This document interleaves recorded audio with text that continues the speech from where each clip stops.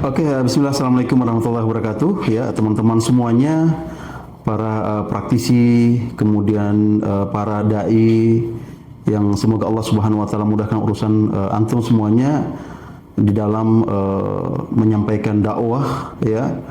Lalu kemudian perkenalkan kami dalam podcast ini, ya. Saya Onyo. Lalu kemudian di samping saya ini adalah Bang Ansori, ya. Ansori Rahayaan, Isa Ansori Rahayaan, SH, seorang advokat juga. Lalu kemudian di samping saya ini, ya, Bang Ihsan Weno, ya, SH, seorang advokat juga. Kami ini tergabung dalam kantor hukum firma hukum Rumbia Tabia dan Rekan. Lalu kemudian juga kami alhamdulillah juga mendirikan sebuah lembaga bantuan hukum, ya, Garda Umat dan Bangsa, sebagai wadah edukasi hukum dan wadah untuk pembelaan terhadap umat dan sifatnya juga kebangsaan. Lalu kemudian Ihsan Weno ini, Bang Ihsan Weno, beliau kebetulan sebagai ketua umum, ya, di LBH Garda Umat dan Bangsa. Kemudian juga ada Bang Ansori, ya. Bang Ansori itu juga beliau sebagai ketua harian di Garda Umat dan Bangsa. Akan tapi saya di sini di Garda Umat dan Bangsa ini sebagai pembina. Lalu kemudian banyak sekali, ya, banyak sekali praktek-praktek hukum yang udah kita lakukan. Kita juga pernah beracara, ya, di MK, Mahkamah Konstitusi, lalu kemudian juga di PT UN, lalu kemudian juga PN dan beberapa pengadilan yang lain juga. Lalu kemudian pembahasan kali ini, ya, menyangkut terkait dengan hal yang sifat edukasi. Ya, bagaimana kita mengedukasi daripada teman-teman semuanya, terutama para dai, para juru dakwah dan sebagainya, akan jangan sampai lalu kemudian ketika mengingkari sebuah kemungkaran akan tapi dengan pakai cara yang mungkar, ya, mengingkari kemungkaran dengan cara yang mungkar lalu kemudian menyebabkan kemungkaran yang sangat besar. Dengan judul bagaimana mengingkari kemungkaran itu dalam perspektif hukum di negara kita, ya. Jadi ini judul yang sangat luar biasa, ya, mudah-mudahan bisa bermanfaat buat teman-teman semuanya, karena konsep daripada al-amr bil ma'ruf wa nahy anil munkar ini konsep yang luar biasa, ya, konsep yang sangat mulia dan sebagainya, ya, karena memang kita hidup di negara yang kita cintai ini, lalu kemudian prakteknya, ya, jangan sampai lalu kemudian melanggar aturan yang memang berlaku di negara yang kita cintai ini. Ya, mungkin kita lebih kepada bagaimana rujukan hukum kita, ya, rujukan hukum kita dulu, ya. Mungkin Bang Ansori bisa menjelaskan, ya, rujukan kita dalam berhukum itu, ya, khususnya dalam kita sebagai warga negara itu apa saja, ya, mungkin bisa dijelaskan. Baru setelah itu mungkin kita ke pembahasan yang lain. Ya, terima kasih. Jadi kalau kita bicara terkait dengan rujukan hukum, ya, di Indonesia,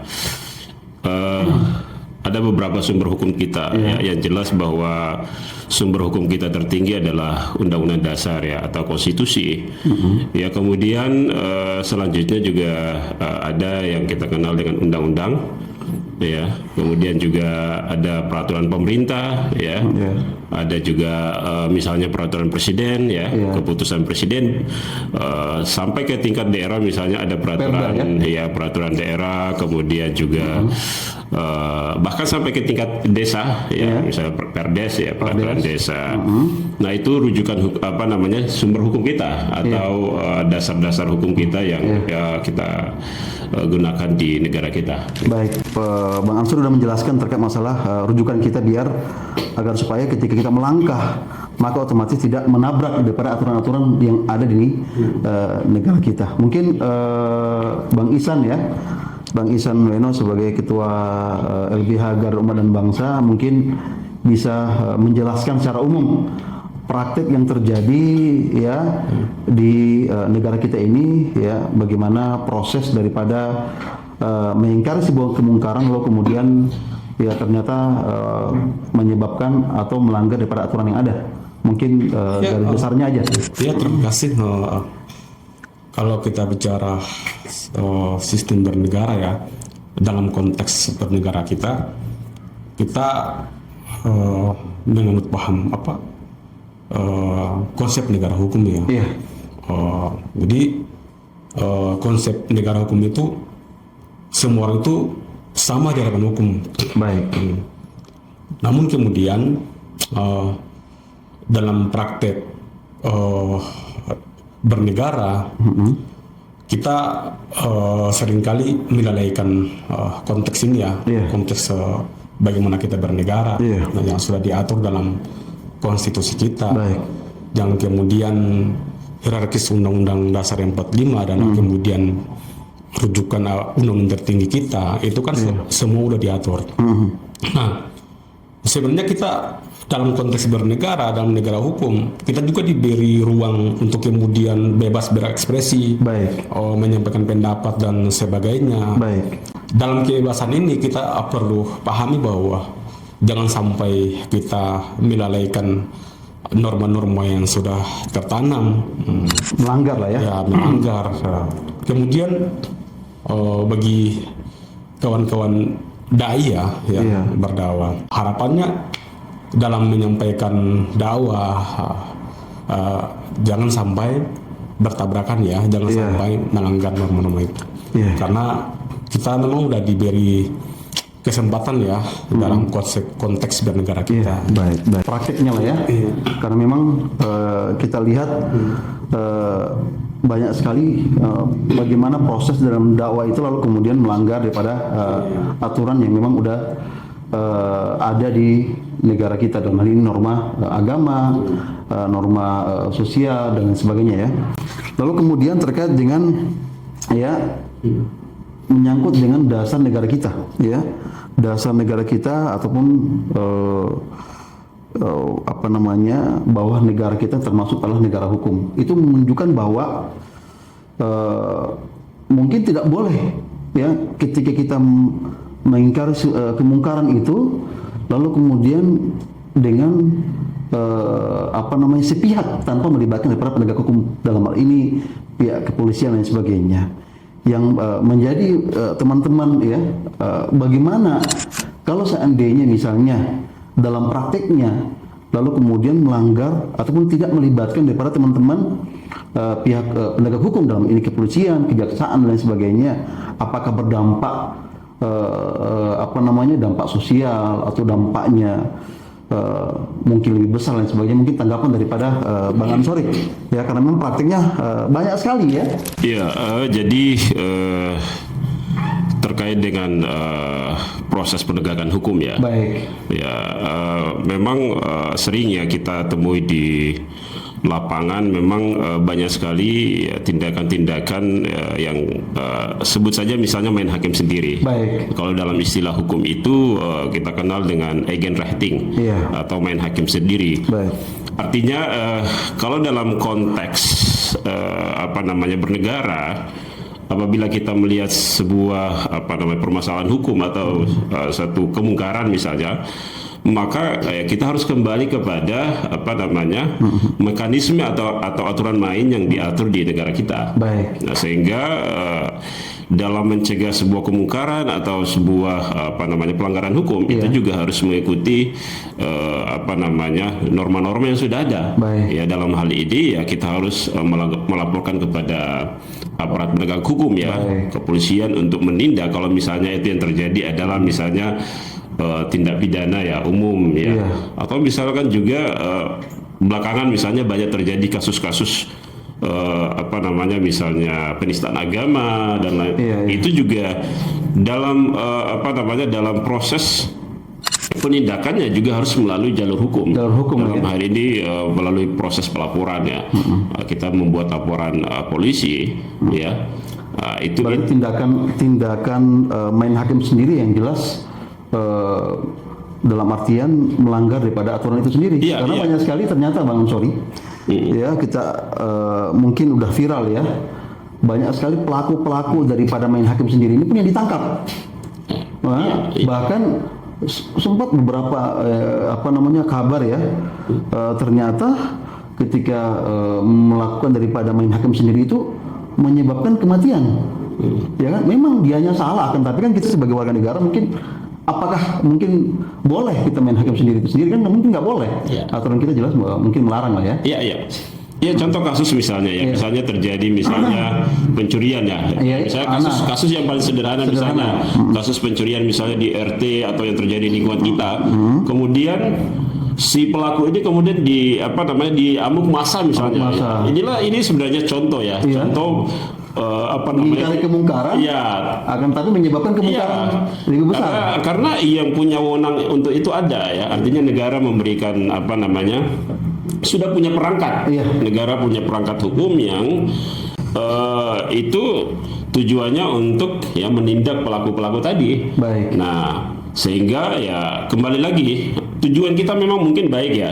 Tujuan kita baik tapi negara punya aturan main ya, sehingga jangan sampai kemudian praktek-praktek semacam ini ya terjadi ya. Karena itu akan bisa justru kita selaku orang yang tadi mungkin tujuannya ingin mengingkari sebuah kemungkaran, tapi dengan cara yang salah ini juga akan berdampak atau punya efek hukum ke kita. Apalagi kan sampai berujung kepada pemenjaraan ya. Iya, betul. Ada yang 12 tahun penjara, karena Iya, kan betul.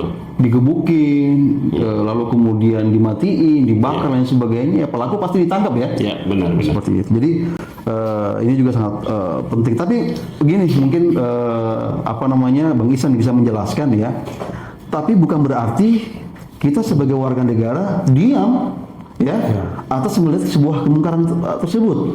Ya, misalnya ya ada narkoba di situ, lalu kemudian jual beli narkoba, lalu kemudian mungkin kita melihat di tingkat desa kita ya praktek korupsi dan lain sebagainya. Maka hak warga negara itu ngapain aja ya ketika melihat seperti itu, apa yang mereka lakukan? Dan mereka harus, karena kan ini sebuah kemungkaran besar. Mau entah itu dalam aturan agama melarang, ya begitu juga dalam aturan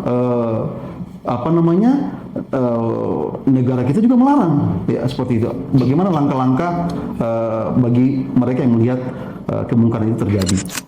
Ingin saya katakan, quality before the law. Artinya semua orang itu punya persamaan di hadapan hukum. Baik. Perlu kita maknai apa itu persamaan di hadapan hukum. Iya.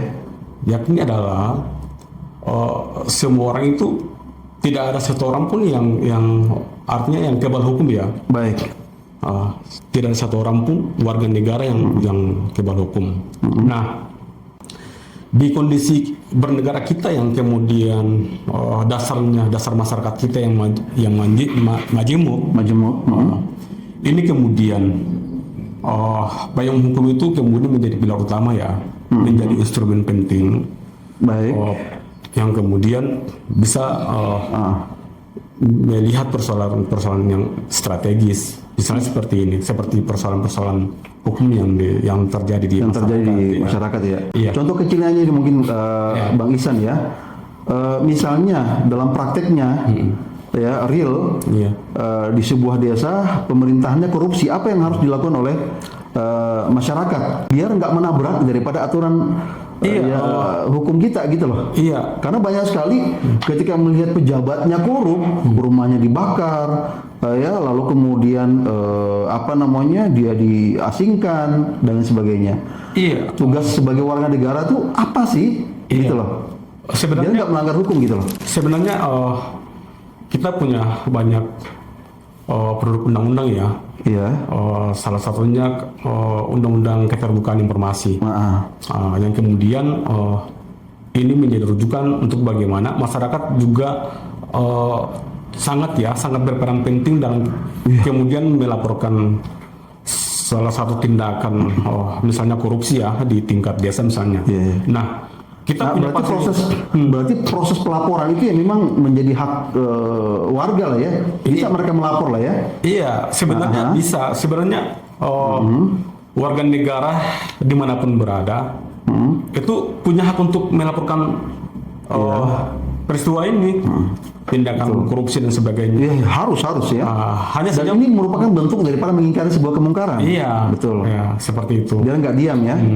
Sebagaimana pasal berapa? Mungkin Bang Amsori bisa menjelaskan terkait dengan aturan bagaimana warga negara ketika melihat sebuah kemungkaran, kejahatan dan sebagainya, apa yang mereka mungkin bisa mereka lakukan? Ya, laporan kan termasuk daripada wasilah untuk mengungkap sebuah kemungkaran itu sendiri, ya kan? Iya. Iya. Teknis pelaporannya seperti apa?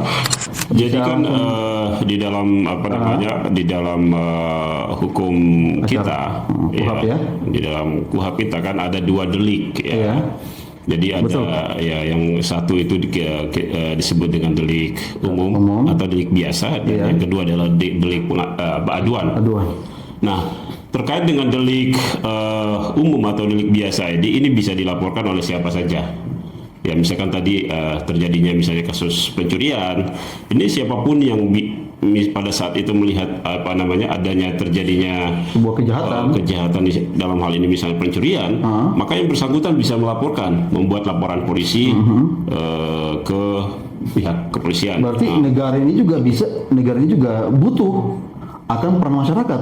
Iya, sangat membutuhkan. Masyarakat di sini punya hak lah ya, untuk melaporkan misalnya terjadi suatu tindak pidana, termasuk yang tadi misalnya persoalan korupsi. Itu juga bisa dilaporkan kalau memang yang bersangkutan memiliki informasi atau data yang lengkap terkait atau bukti-bukti yang lengkap terkait dengan peristiwa tersebut. Nah, itu sebagai warga negara yang bersangkutan berhak untuk membuat laporan atau pengaduan lah ya, misalnya. Dan kita sebagai lawyer nih, apa misalnya ini kita sebagai lawyer ini apa yang mungkin bisa entah itu mungkin memberikan bantuan hukum atau penampingan dan sebagainya ke masyarakat, mungkin sangat bisa lah ya. Apalagi kan kerja-kerja LBH ini sebagaimana kita tahu bahwa banyak sekali aktivis atau aktivitas sosial dalam pendampingan hukum. Mungkin bisa lawyer sebagai salah satu pilar penegak hukum ya. Ya, artinya memang tugas lawyer itu adalah bagaimana mendampingi setiap warga negara, ya kan, yang merasa dirugikan haknya, ya kan, secara hukum itu bisa menguasakan itu kepada lawyer atau advokat, ya. Jadi disinilah tugas atau peran seorang advokat ya untuk melakukan pendampingan ketika misalnya ada hak-hak daripada masyarakat atau warga negara yang itu dirugikan secara hukum. Nah, itu bisa meminta bantuan ya, baik itu kepada kantor hukum ya, misalnya ke firma hukum Rubiata BNK, maupun ke yayasan lembaga bantuan hukum misalnya Garuda Umatan Bangsa ya, siap untuk mengadvokasi atau membantu melakukan pendampingan. Saya punya dapat cerita lah ya, bagaimana praktek daripada praktek kekerasan itu sendiri, karena memang niatnya baik ya, kayak misalnya ketika bulan puasa lalu kemudian di terminal ada sebuah gerakan amar nahi mungkar ya, kemudian masuk ke sebuah warung, diobrak-abrik, dihancurin warungnya, lalu kemudian diintimidasi, bahkan pemilik warung pun dipukul karena membuka warung di bulan puasa. Padahal prakteknya bahkan mungkin dalam praktek agama kita sendiri ya, mungkin ada musafir atau orang sakit ya, namanya di terminal kan, itu mungkin sehingga orang beranggapan bahwa ternyata kita berislam ataupun beragama ini meyakini Islam itu termasuk daripada agama rahmatan lil alamin, sehingga mereka udah agak tanda kutip seperti itu. Mungkin tanggapan daripada Bang Ansori seperti apa?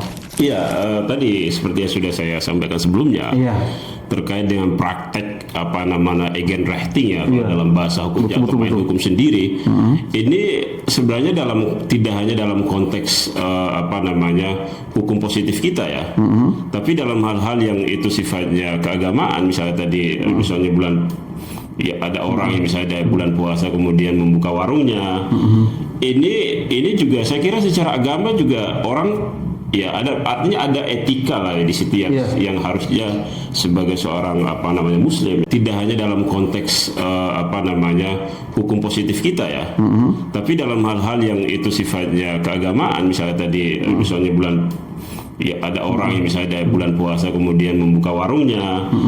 Ini juga saya kira secara agama juga orang ya artinya ada etika lah ya di situ yang harusnya sebagai seorang muslim ya. Kalau misalnya kita ingin menyampaikan itu pun menurut saya itu dengan cara-cara yang etis. Yang etis ya. Ya apalagi karena kalau itu dilakukan dengan tindakan-tindakan yang sifatnya sudah melanggar hukum, misalnya pengerusakan, pemukulan dan lain sebagainya. Ini memang kasus-kasus semacam ini sering terjadi ya di umat Islam ya. Ada memang ya oknum-oknum tertentu yang memang tujuannya adalah amar ma'ruf nahi munkar ya, dalam konteks agama, tetapi cara-cara yang digunakan ini justru bertentangan, bahkan itu kalau saya lihat ya justru melanggar nilai-nilai agama itu sendiri. Apalagi dalam konteks hukum positif saya kira lebih bermasalah lagi. Dan ini bisa kena delik pidana saya kira itu.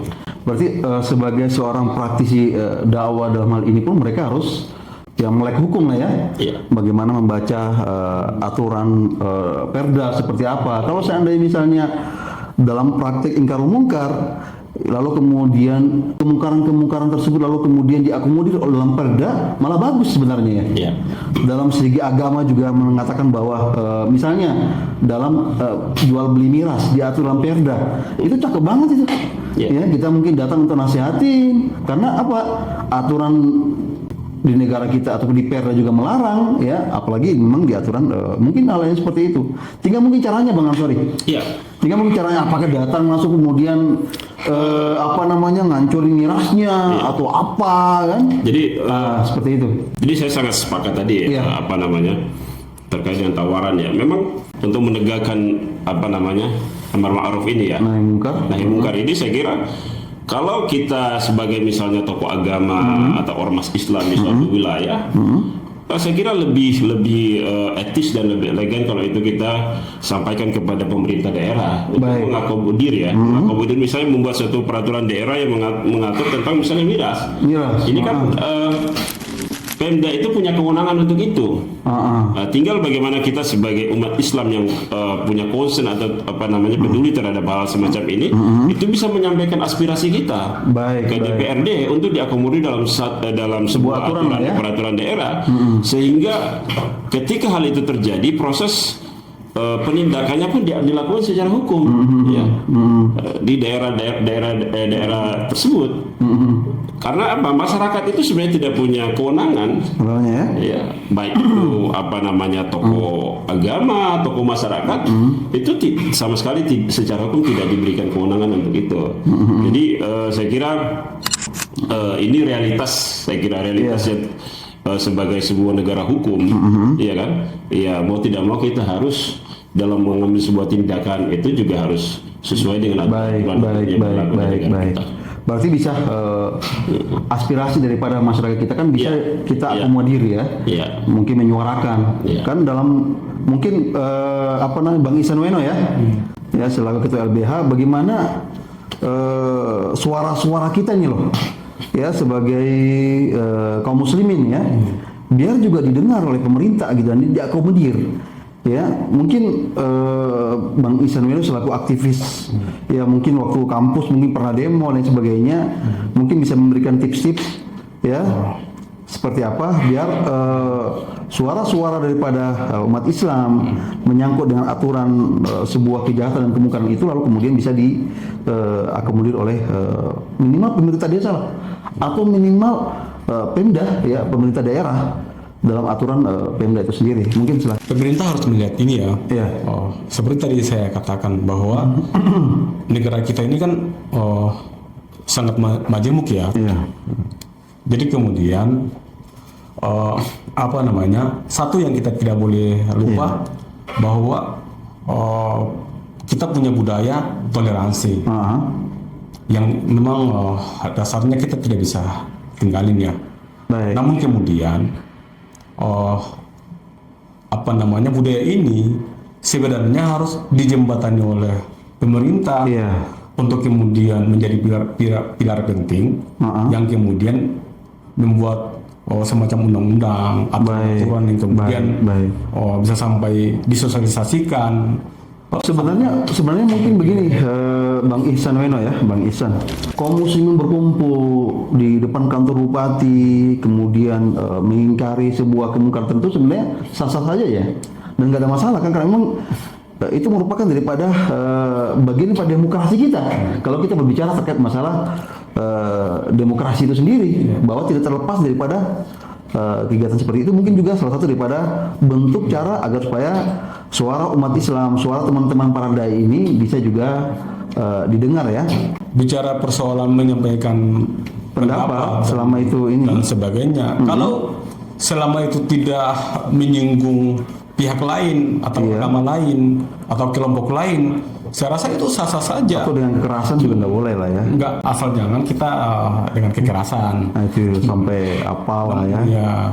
Kemudian Baik. saya rasa bahwa pemerintah yang cukup harus bertanggung jawab ya dalam Cukup saya lihat ada beberapa mungkin ya, ada beberapa aturan-aturan di dalam kitab undang-undang hukum pidana kita kan yang sebenarnya mengatur itu terkait dengan perzinahan ya. Sekarang perzinahan itu udah diakomodir oleh undang-undang kita gitu loh, tahun 2023 ya. Seperti itu. Kemudian juga belum lama kita juga melaporkan terkait dengan penistaan terhadap agama, dan ternyata menista agama ini itu pun nggak boleh, menyangkut sara dan lain sebagainya pun nggak boleh memang ya. Ya mungkin pengalaman daripada Bang Ansori ya, terkait dengan proses ya. Saya minta untuk proses lah. Ketika melihat sebuah kemungkaran itu prosesnya kayak gimana sih? Ya kan, biar gini, biar ketika masyarakat kita ini ketika melihat kemungkaran itu langsung gerak gitu loh, sesuai dengan prosedur hukum. Mungkin tahapannya apa, kayak gimana cara datang ke pihak kepolisian, atau mungkin SPKT dulu, atau kemudian cara ngawalnya gimana, itu mungkin silakan Bang Ansori ya. Iya. Mungkin bisa menjelaskan. Dalam hukum kita ya, ketika orang itu menyaksikan sebuah peristiwa atau perbuatan hukum, Acaranya ya, yang terjadi di ruang publik ya, itu bisa membuat laporan polisi. Mungkin caranya lah, kita teknis aja dulu Ya, lah. ya misalnya contoh misalnya ada orang ini, ada Kasus perzinahan. iya kasus perzinahan misalnya, atau misalnya kasus pencurian lah, yang paling sederhana misalnya ya, dalam kasus pencurian misalnya ada si A misalnya mengambil barang orang lain. Baik. Dan kebetulan mungkin pada saat yang bersangkutan melakukan pencurian tersebut, kita berada di lokasi itu dan menyaksikan misalnya, iya kan, menyaksikan misalnya telah terjadi ya suatu perbuatan pidana dalam hal ini pencurian, maka ya kita sebagai orang yang pada saat itu berada di lokasi kejadian, Saksi lah ya. sebagai saksi, itu bisa menyampaikan itu kepada pihak kepolisian. Datang ke polseknya Datang langsung. ke misalnya polsek terdekat, Iya. di mana TKP atau terjadinya Iya. peristiwa pidana itu terjadi, kita bisa menyampaikan ke pihak berwajib, dalam hal ini pihak kepolisian, dengan menyampaikan kronologinya. Iya, Bahwa bukti. ya kita juga bisa membawa bukti, misalnya sempat difoto, di video, kemudian juga bisa kita misalnya membawa saksi-saksi misalnya, ya misalnya minimal 2 orang saksi lah yang menyaksikan misalnya terjadinya peristiwa pidana tersebut ya. Kita datang kepada kepolisian terdekat misalnya polsek atau polres dan menyampaikan kronologinya, misalnya terjadinya di mana, ya kan, kemudian waktunya kapan, pelakunya siapa, identitasnya pelaku, peristiwa pidananya lah ya, bisa peristiwa menjelaskan pidana ya. Nah itu harus bisa kita bisa jelaskan, menarasikan itu kepada pihak berwajib, dalam hal ini polisi, sehingga polisi bisa menerima laporan kita. Berarti istilah no viral no justice itu gimana tuh? Berarti ada peluang memang laporan masyarakat kita diterima ya sebenarnya ya? Kalau menurut saya selaku praktisi hukum, kalau saya selaku praktisi hukum, kalau menurut saya harus lah ya. Selama laporan kita itu kita sampaikan dengan bukti-bukti dan data-data yang kuat, itu saya yakin sungguh bahwa pihak kepolisian akan menerima laporan kita. Ya, terlepas dari kasus itu viral atau tidak ya. Ya, tapi kalau misalnya peristiwa itu artinya benar-benar terjadi dan bukti yang kita punya itu sangat kuat, ya Nah. saya sangat yakin bahwa polisi akan Ya menerima. karena banyak sekali juga ternyata memang ya prakteknya banyak sekali perkara-perkara laporan-laporan yang nggak viral juga lalu kemudian diterima oleh pihak kepolisian sebenarnya. Ya kan sebenarnya lah ya, yang kita tidak ketahui ya seperti itu. Oke, sangat luar biasa ya, masya Allah pertemuan kita kali ini ya. Mungkin bisa kita cukupkan dulu. Ini menyangkut terkait dengan bagaimana kita sebagai dai lalu kemudian tidak boleh sampai mengingkari sebuah kemungkaran dengan kemungkaran yang menyebabkan daripada kemungkaran yang lebih besar. Ya harus pakai aturan dan sebagainya tanpa menekan atau membatasi daripada gerakan teman-teman ya untuk memberikan ceramah, penyuluhan agama, datang ke mereka untuk menasihati bahwa ini termasuk kemungkaran dan sebagainya. Sebenarnya itu memang diatur dalam undang-undang karena negara kita pun memberikan kebebasan dalam praktek terhadap agama dalam ini kan dakwah seperti itu. Itu mungkin bisa kami sampaikan ya, luar biasa. Mudah-mudahan kita bisa ketemu di lain hari lagi untuk pembahasan materi-materi hukum ya yang sangat menarik ya.